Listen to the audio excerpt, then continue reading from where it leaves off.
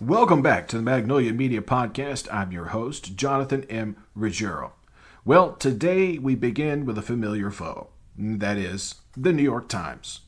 The New York Times recently published a New York Times Siena College poll showing President Biden losing to former President Donald Trump, Defendant J, who's sitting in a courtroom in New York City, by 13 points in Nevada, and shows him losing in 5 of 6 key swing states, the one exception being Michigan.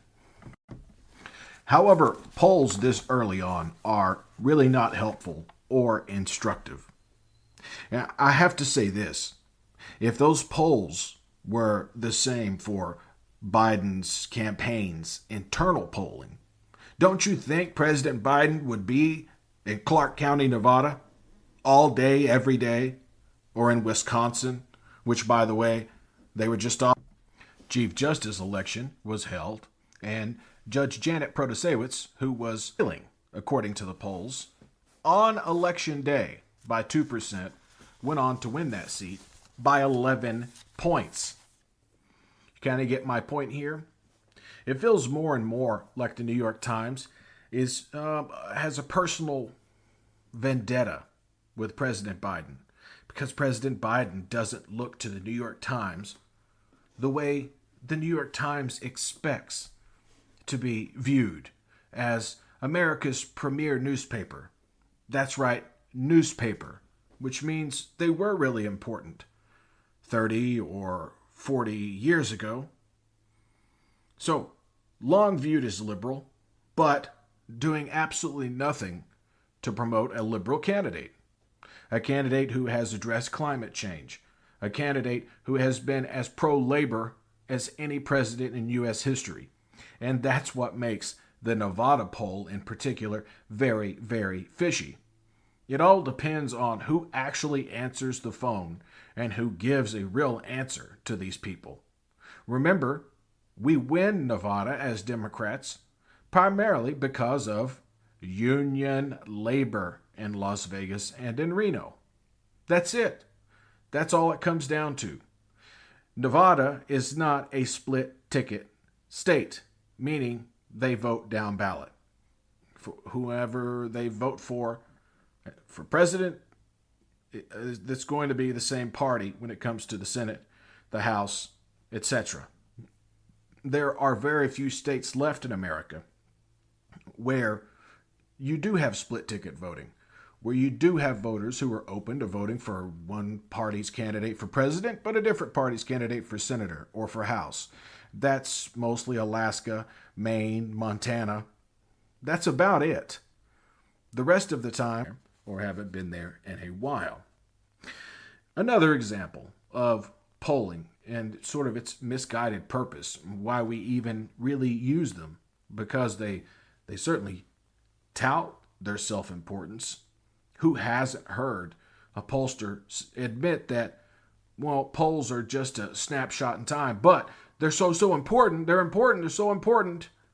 It's an industrial complex built around polling. They have to have this. Without it, it defeats the purpose of their existence. Example, Gallup. Gallup, one of the first pollsters in the United States. One day before the 2012 election, had Mitt Romney beating Barack Obama 49-48. That was the 2012 election. Joe Biden and Barack Obama versus Paul Ryan and Mitt Romney, in reverse order, of course. That's how wrong they are. And again, I keep using the example of Judge Janet Protasewicz because they were off by 13 enormous points for control of the state Supreme Court in Wisconsin and the election of the Chief Justice. Come on. We are beginning to learn, I think, as a public, that the majority of Americans, or a great portion of Americans, don't even really believe Donald Trump is going to be the Republican nominee for president. I mean, what type of essentially incumbent loses 22% of the vote in Indiana, of all places, to Nikki Haley, who hasn't been in the race since March. 22%. We see the same type of thing happening to Trump in places like Ohio, Michigan, Pennsylvania. And he decides to hold a rally in Wildwood, New Jersey. Very, very red part of New Jersey. Not a state Donald Trump is going to win. But he likes to fancy himself a Republican who could win New Jersey on the national stage because he's a delusional, malignant narcissist. And at some point, we're going to learn our lesson. Well, at this point, your gut feeling about the election is about as reliable as any poll done 6 months before an election, a poll done before the conventions, a poll that strays so far from everyone else's polls. However, the New York Times slapped their name on it and gave it credibility. And now I'm here having to talk about it. I'm actually choosing to talk about it because the polling industry has had this sway on journalism in the United States over the past, however many years, that creates lazy journalism. We already don't have enough journalism, enough quality journalism in this country. And now you have the nation's premier news outlets running with stories about a poll. The poll itself is a story. You don't need to then slap a few hundred words next to a poll and call that an article. Article done. You might as well generate them with AI. It makes no sense whatsoever. But they do go out and poll these registered voters in America. And then they, on one hand, complain that young voters of color and college voters, they're not reliable. They're not a reliable part of the Democratic coalition. They don't get out and vote the way they should. And now they're complaining that, Biden doesn't have as much support among this extremely unreliable group of voters. Where he does have an incredible amount of support are in the suburbs of Philadelphia, of Pittsburgh, of Milwaukee, of places where Donald Trump is going to get trounced because of women, the 26% gap between Biden and Trump when it comes to female voters. And yes, at the end of the day, the overwhelming majority of minority voters will vote for President Biden because, especially down the stretch, it will be exposed to the American people on a grand scale, on a scale we probably haven't seen in a presidential election before. Just what a bigot, what a liar, what a racist, a xenophobe, a homophobe, and a, misogynist that Donald Trump is. Now, Donald Trump has his little cult. They're cooked in. They're baked into the pie. They're part of the secret recipe. But the 40+% of people who are locked in for Joe Biden means he doesn't have to expand that much. I think if a true and honest poll was done, and they will be done later in the election cycle, will show that Pennsylvania is really not a swing state. It's along the lines of Virginia. It's probably a 4, 5, 6 point state, even though Biden didn't win it by a huge margin in 2020. Pennsylvania is returning to a place where they are primarily a Democratic state. Wisconsin has shown that. Michigan has shown that by not just electing Democratic senators and a Democratic governor and attorney general, but also flipping both state houses, the state legislature and the state senate. Yeah, that just happened. and Michigan, of all places. Winning Georgia again isn't necessary, but I do believe it'll happen. It might be by 2,000 or 3,000 fewer votes, but 2,000 or 3,000 fewer votes still means 8,000 votes more for Biden than for Trump. Trump maxed out. He maxed out what he could do in the last election. 74 million is the high watermark, and we will not see that kind of turnout in this election. It'll be more in the 60 million range for a candidate like Donald Trump. And God help us if Biden doesn't outperform that, especially in those key swing states, as long as we have this dystopian electoral college guiding us along the way, and guiding the way we handle policy here in the United States of America. Because we have to appeal to just a handful of states.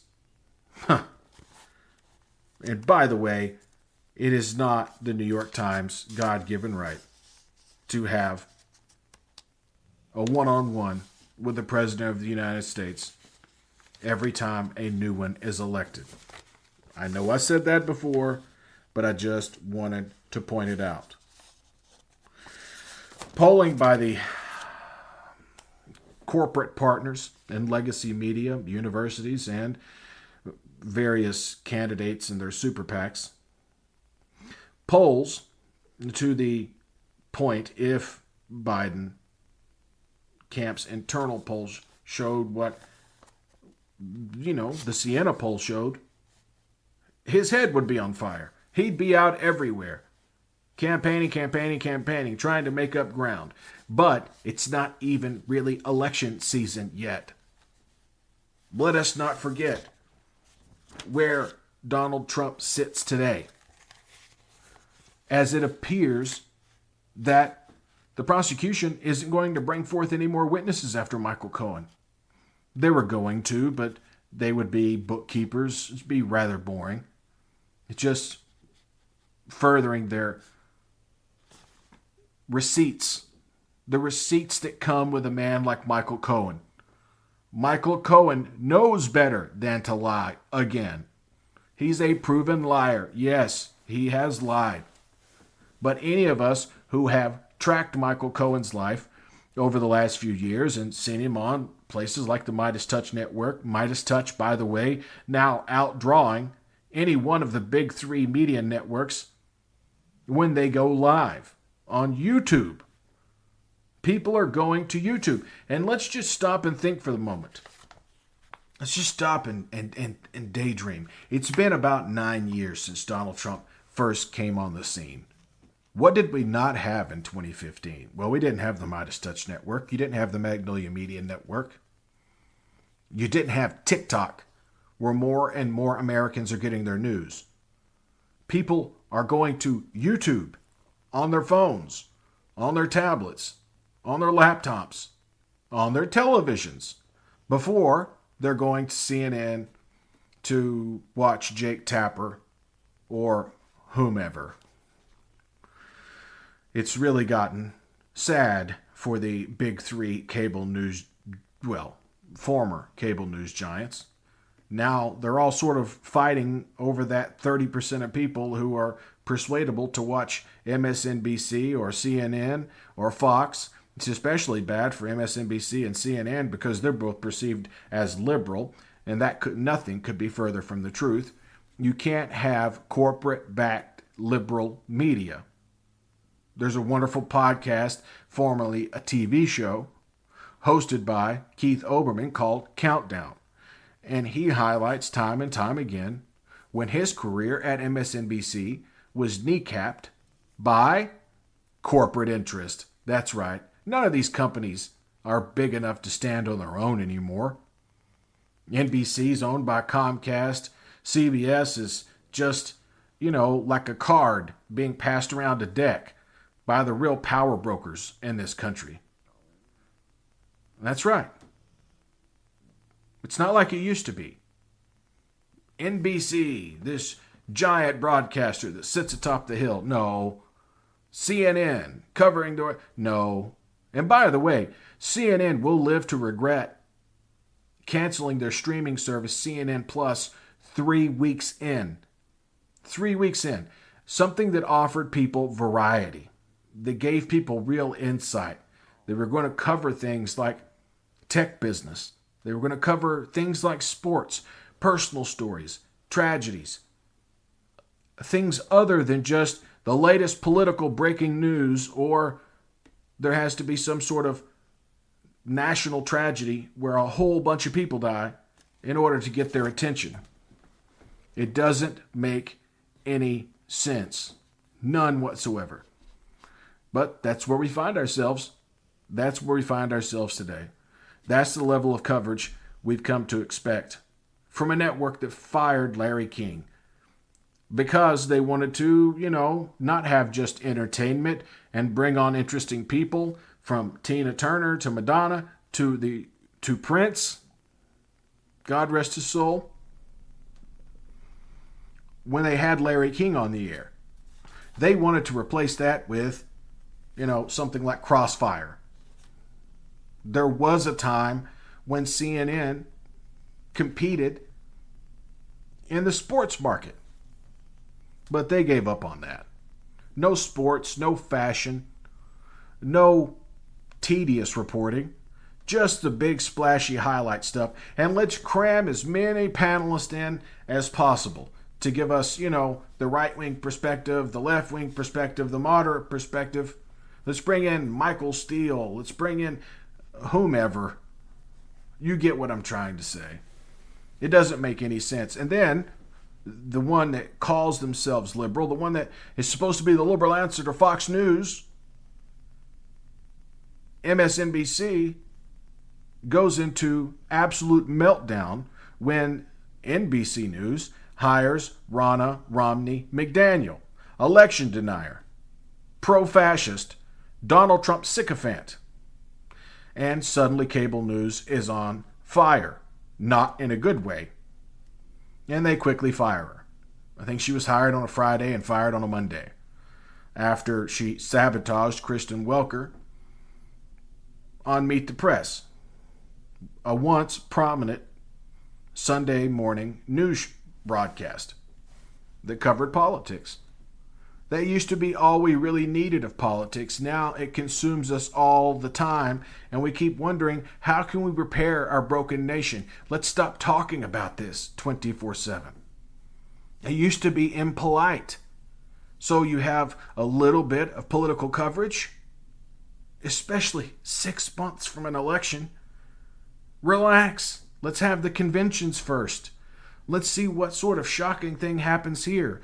Let's see which one of these pathetic assholes who's shown up to show support for their God King, Dementia J. Trump, in his New York City trial, where he's likely going to be found guilty in the next couple of days, as now it's cross-examination time for Michael Cohen. Michael Cohen was an attorney. Michael Cohen has been prepping for this moment for a long, long time. From what I understand, and from sources that have been reporting on television, and from the Midas Touch Network, who has attorneys in the actual courtroom, is that he was humble, he was soft-spoken, and he was direct. If he maintains that same composure on cross-examination, then this should be a slam dunk case for the prosecution. Although one person can hang it up. You never know. So we're not going to pretend to have a crystal ball and look into the future. But that's where we're at this moment. Cross-examination of Michael Cohen is taking place. So if you're seeing reporting on how he's doing, just know that we're recording this while he's on the stand. But back to the New York Times for a moment. The Sulzberger family. The weight that they do have to throw around. Because they have gotten into the tech space. They have, tried, at the very least, to do some of their reporting on social media. Which has made them, in my mind, even less credible. The New York Times has actively worked to undermine a good and decent man's bid for re-election, to carry water for Donald Trump, because they, like cable news, are terrified of what will happen when there is no Trump. Trump has been part of the narrative on cable news, part of the narrative in the New York Times for 9 years now, since 2015 when he came down those tacky golden escalators. We've talked about it here before. Then he went on to slander every Hispanic in the United States of America on his racist tirade. But Hillary Clinton was a terrible candidate. Joe Biden is not a terrible candidate. He has a great record on which to run. And yes, while inflation's a little high, the stock market just hit an all-time high the other day. It's up 25%, the Dow Jones anyway. The S&P, similarly, responding quite well. I mean, hell, even Donald Trump's junk stock, which may be under review by the SEC or the FTC, because there are just so many problems with Trump media. So many problems. But at the beginning of the day, it was trading at $55 a share. Not too far off. $24 a share from where it opened as a SPAC, not as an IPO, because nothing Donald Trump does can be 100% legitimate. So, 9 years. What has changed in those 9 years? Well, there's TikTok, the largest media outlet, and that's truly what they are, a media outlet in the world, or at least in the country. Then there's like the Midas Touch Network. We've talked about that before, where they can really break down the news. They can handle the politics better than anybody. It's definitely better than these glossed up, Ivy League graduates that work at the New York Times or at CNN or at Fox News or at MSNBC, which Fox, quote, news, end quote, because they're just not. They're just not. New people have come along, new outlets have come along to fill the void that will be left when there is no more cable news, when it will just be a secondary streaming service of some kind, something you get for free when you buy a Paramount package or whatever. Because we know there are going to be massive mergers in this area as certain streaming platforms hemorrhage money. And the one thing I believe that could have saved CNN Plus, with, again, insightful, interesting shows hosted by people like Prof G, Professor Scott Galloway, canceled after 3 weeks because leadership changed at CNN. Leadership changed. It's just that simple. That will be something that they could have clung to when the Trump era is over. And based on the Satan scare of the 1980s and early 1990s, it's just about time. We keep him out of the White House and Trump fades into the abyss of no one gives a shit within 6 months to a year. MAGA begins to die off the way it was humiliated the other day when Marjorie Taylor Greene filed a motion to vacate against Speaker Mike Johnson. And she was booed by both sides. Only 10 Republicans joined her, and she lost a humiliating 350 to 49 or whatever it was, 43 votes in favor of removing a speaker. Needless to say, it didn't happen, and it looked terrible for the Congress thing from Northwest Georgia. There was a time when the New York Times did more than just blow up on the days when they released an incredibly negative poll for the incumbent president. And oh, what happened to the power of the incumbency? Does that only apply when Republicans are in office? The power of the incumbency is a terribly difficult thing to overcome, they would say.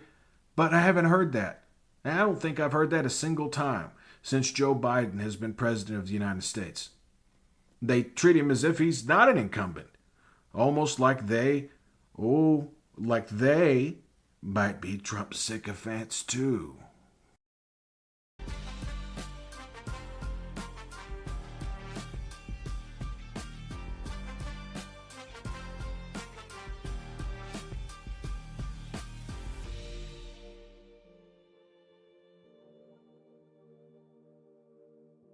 The future. What might the future look like without 24/7 cable news? Or if cable news was just abandoned by everyone except for Fox News viewers? Where could that Bezos money, that big corporate money that used to, pay to have CNN on the air or used to pay to have MSNBC on the air, do they turn Midas Touch into a network? I don't think that you're going to be able to buy them out. They're doing quite well on their own. And they have the freedom to do and say whatever they want because they have no corporate overlords. Sort of like Brian Tyler Cohen, who I often disagree with, but on the principles, on the basics, he's right. At least on most things. His move to MSNBC I see as flawed, but it's a step up for him personally. I understand. It's good, solid income. I mean, it's not like these networks are cheap. Look at the salaries of people like Anderson Cooper and Wolf Blitzer, who looks to be in pain every time he takes the air and manages to deliver the news with the least bodily movement possible. I yearn for a day when he has to look into a mirror in that extremely uncomfortable face of his and read the news to himself aloud with, again, as little movement as possible. So where could that money be spent? Well, it could be spent getting papers back up and going. It could be spent buying out local news outlets because Americans still watch local news. They still want to know what the weather's going to be. And we have right-wing organizations buying them up, trying to influence what happens on your local news dial. We could also be on radio. Why not? Let's hold local politicians accountable. Let's cover local school board meetings again. Let's revamp the media. Let's get away from the New York Times and their Ivy League grads. There was a time when the New York Times and the Washington Post, when it was just a city paper in D.C., it wasn't a big national brand the way it is now, or the L.A. Times used to hire people with high school educations. And they should. They should be doing that today. They've missed out.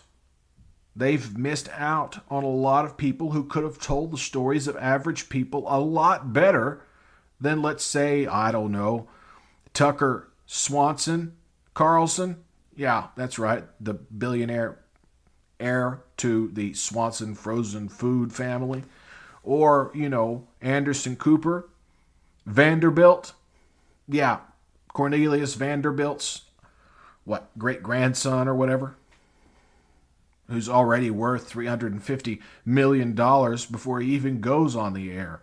And what is essentially a vanity project for millionaires and billionaires who can afford to, take these jobs, to actually get looked at by these major networks. They have to have this for some reason. You have to have gone to Harvard, Yale, Princeton, Brown, Dartmouth, etc. to report on the news. Why? That makes no sense. It makes no sense, especially when you're trying to gauge the average American, and 2/3 of Americans don't have a college degree of any kind, much less a degree from Harvard or Yale, when you're trying to get their idea of what's going on, when you try to get inside their mind a little bit. Perhaps having, you're not just focusing on DEI, which I believe is very important. Having diversity, equity, and inclusion, having women, having minorities, and not just white heterosexual men on the air has been a great thing for news. But let's take that local. Let's make these initiatives better than just CNN and a round table of 15 people trying to talk over each other. Or MSNBC and the disgusting people who work there, from Lawrence O'Donnell and The Last Word to Morning Joe, Joey Scars, who can't help but marry his co-host, my God, Mika Brzezinski, who I once thought would probably do a better job if they just get rid of Joey Scars. And apparently Joe Biden enjoys the hell out of Morning Joe, which is, it's good once you get rid of Joe and move on to the, other guy, whatever his name is. I don't pay that close of attention because I really don't care. I tune in to grab a little coverage of what's going on in the Trump trial, and that's basically all they're good for. Again, there was a time when CNN covered sports and fashion and entertainment, and they got guests, like I said before, that were apex celebrities on shows like Larry King. Shows that are, done. There's no room for them anymore, and the ecosystem created by these giant corporate entities that really aren't that giant anymore and whose sway is quickly drying up. But moving on to the Trump trials, dun-dun, should have had a little Law and Order music there. Cohen is on the stand for the second day.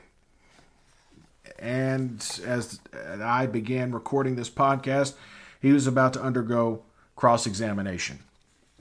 Now, from what I understand, the prosecution has done a good job of exposing and making him admit to every lie he's ever told, every lie that would have anything to do with this case, every lie that he told when he was a thug, a liar, and a cheater for, guess who? Defendant J. Trump.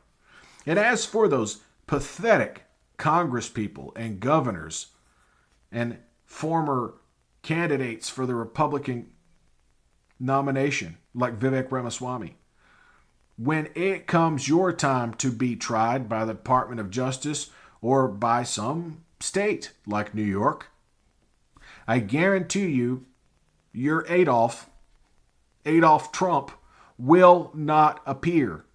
He will not be seen in the courtroom 2 rows behind you offering his moral support. And by the way, this didn't happen until day 16. Day 16. That's 3 weeks. And that's not counting jury selection. That's just been the trial itself. Oh, it's awfully frustrating because they just don't seem to get it. Each and every one of them will be thrown under the bus if it suits Donald Trump. And what happens to these MAGA stooges when MAGA is gone? Because the leader's not there. There is an expiration date on everyone who is born. That's called life and death. We are all going to experience it. And Donald Trump is an obese, incontinent, 80-year-old man. Not just that, but again, he'll lose relevance at some point. Just like the whole Satan scare in the 1980s. It's pretty well documented, actually, the way the Satan scare went down when I was a kid in the late 80s and early 90s. On Stranger Things, the final season, or the last season to come out, season 4 of Stranger Things. Oh, the Satan scare was everywhere. And this is back when the United States still had the, quote, moral majority, end quote, as it was aptly named by Ronald Reagan, the least moral man in the country at the time. A man who was shipping drugs into the United States to poison inner cities, to send people fleeing for the suburbs, and to allow places like New York City to fall into complete disarray. This wasn't an accident, and it was all to raise private money to fight covert wars, and only one person was held accountable for that. In fact, Reagan's vice president, George H.W. Bush, former head of the CIA, was elected president of the United States, so that we had essentially 12 years of Reaganism instead of just 8. But even the principles of Ronald Reagan, a morally questionable man at best, was better than what we have now and the Republican Party, if you can even call it that. I call it the pro-fascist party. And the fact that most of your mainstream news outlets, like MSNBC, like NBC News in general, ABC News, CBS News, won't use the word fascistic tendencies. They won't use the word stochastic terrorism. They won't use those words because, again, they're corporate bosses and the people who would enjoy those tax cuts for billionaires just won't allow it. No, no, no, no. And, oh, by the way, more good news. Speaking of lowly pieces of garbage, Steve Bannon, the architect of Donald Trump's political career, should be on his way to prison. We'll have to wait and see what this Supreme Court does, and God knows they can't be trusted. Quick little side note here. I want to apologize for my throat. I'm sort of suffering from some sinus problems, and so my speech may not be as clear as it usually is, but I'm giving it my best shot anyway. So, everything Cohen has had to say has been bolstered by the fact the prosecution has brought receipts. What it'll ultimately come down to is, does the jury believe Michael Cohen? Did Michael Cohen perform well enough under direct and cross-examination to win the jury's trust so that they understand that Donald Trump not only knew about, but was only concerned that these payments be covered up to promote his campaign? That's what this is. This is a campaign subversion case. When one guy tries to take control of the narrative surrounding a campaign by hiding things about his personal life and purposely cutting off access to people who could have, well, stopped Donald Trump and therefore have likely stopped COVID from spreading the way it did throughout the United States. I don't care what anybody says. We have faced plenty of international health crises that never once killed a single American. Or if it did kill an American, it was just the single American, like with Ebola. Thank goodness President Obama was still in office at that time and at the controls of, things like the NIH and the CDC. So that, we could do things like prepare. I mean, even with the very slim chance that the bird flu becomes an issue in the United States, the Biden administration has already made sure we have a vaccine against bird flu if it looks like it's headed our way. And it's not sweeping the world the way COVID did, but we could have done so much more to have preserved the 1.6 million lives lost. And somehow people want to give this guy a second chance. Many of them, people who voted for Obama because they wanted change. They want to change. They got change in the form of Joe Biden. Sure, he's been around forever, but he is not compromised. Hell, no one has ever been investigated as much as Biden has been investigated, and for nothing, by the way. Jamie Comer has been looking for an off-ramp to that whole impeachment inquiry nonsense for months now, as he's been embarrassed time and time again. Oh, our star witness is coming forward and he is a Chinese spy. Or we have a witness coming forward and he filled out some paperwork with the FBI and he's a Russian spy. So none of it's been true at all.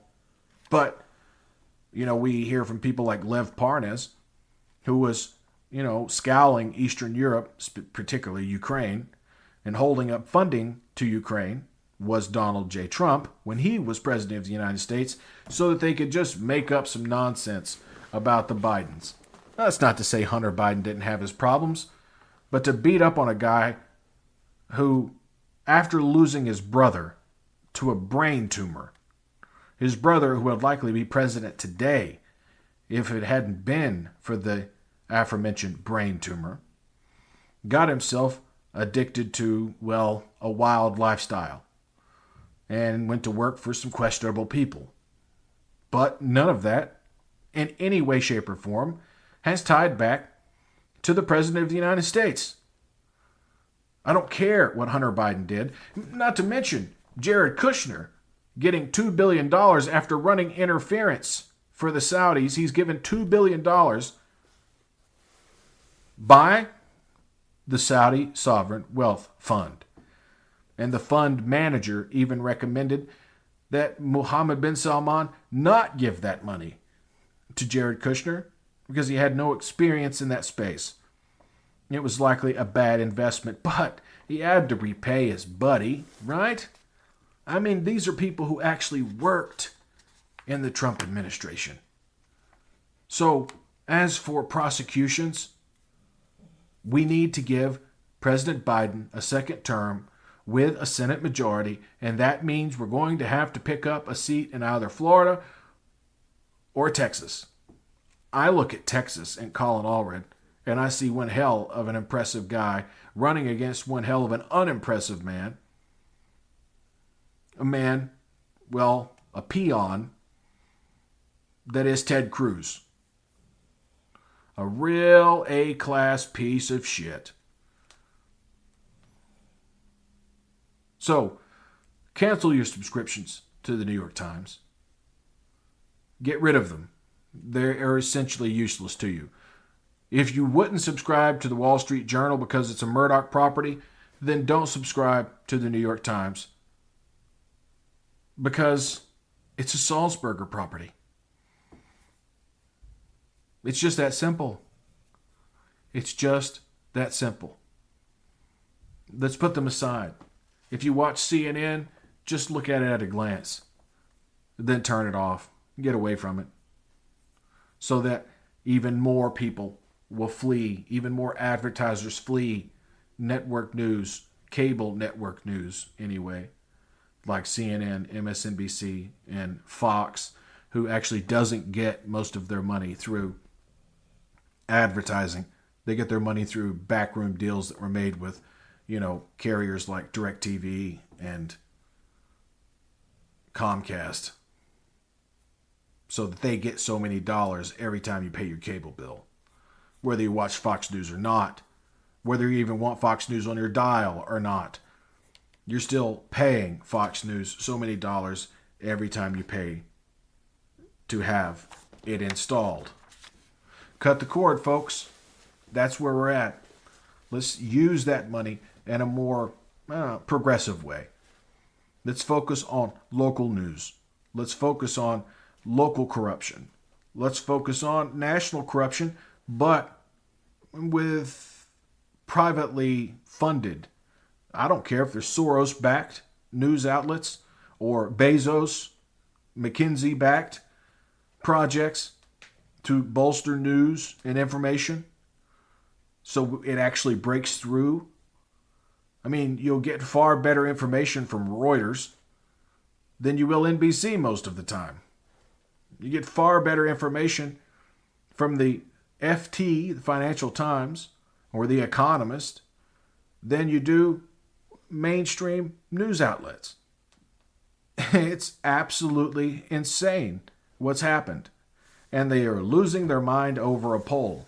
I've noticed there's only one person in this country who seems to not be affected by it at all, and that is the President of the United States, who, by the way, today slapped tariffs on $18 billion worth of Chinese imports, especially EVs and things attached to renewable energy, like solar panels. We want to make sure that the steel used in the United States is made in the United States. We want to make sure that electric vehicles are made on a level playing field and not by people who are working on slave wages the way they do to make our iPhones or to make the laptop that I use, that you use. That's where this extremely cheap technology comes from. Because, well, frankly, the Chinese are led by a dictator, which is what Donald Dementia Defendant J. Trump wants to be and what he will impose on this country if he is elected again. We can't let it happen, and we have to humiliate these sycophants who would show up to his trial. Doug Burgum. Yeah, like we need 2 Dakotas. Need like that, like we need another hole in our heads. We need to make Washington, D.C. a state. It should have already happened, but we have, 2 Democrats in the United States Senate who really aren't Democrats and never were. We had one who is a Green Party candidate, and Kirsten Sinema, and we should know all we need to know about the Green Party at this point, is Jill Stein, camped out probably somewhere in Moscow as we speak. That's where we're at in this country. We have to pick sides. The side that says we want to keep democracy, we want the opportunity to throw the bums out, versus having no opportunity and no choice, having women's menstrual cycles followed by some online app created by the U.S. government, that put forward by Alabama Senator Katie Britt. Yep.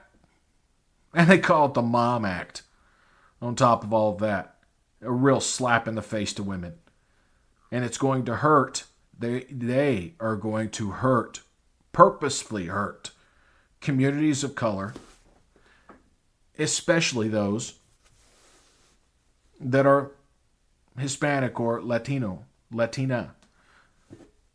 Those communities will be under assault. And it's a shame to see an increasing number of Hispanic Americans voting for the Republican Party. Because they're talking about not stop and frisk, but stop and show us your papers. Yeah. Even if you've been a citizen of the United States for 3 generations, but all 3 of those generations have been El Salvadorian, and you don't look exactly like a white American, or you have a slight accent, you say, well, we want immigration, we just want it the way we got it. That avenue doesn't exist anymore. These are low information voters who have big decisions to make. Do I think that by the time the actual election comes around, Biden will overwhelmingly win Latino and Latinas in this country? Yes, I do. Hispanic voters will overwhelmingly vote for the Democratic candidate, especially as those ads really start to hit in late August and early September. And we can't forget about an October surprise, which we won't get from our Democratic candidate, but we will definitely get from the Republican candidate, because he's done nothing but lie, cheat, and steal his entire life. And I hope, if found guilty in this New York City trial, Judge Merchan does the right thing and throws his ass in jail. Well, that pretty much does it for me today. here at the Magnolia Media Podcast, part of the Magnolia Media Network. If you like our work, if you enjoy our little podcast, if you enjoy my Instagram videos and our Instagram lives, if you enjoy that, then please do us a favor. Go to patreon.com/Magnolia Media Network and subscribe for $5. You'll get our newsletter episode, which is just a straight script read from me that we're going to start doing once a week once we build that audience there. We need you in order to stay around. Please like, subscribe to this podcast wherever you get your podcasts. Rate and review us. We know we can improve. There's always room for improvement. And I personally will go and read those reviews. So again, we appreciate you so much for tuning in to the Magnolia Media Podcast. I'm your host, Jonathan M. Ruggiero. Until next time, be well.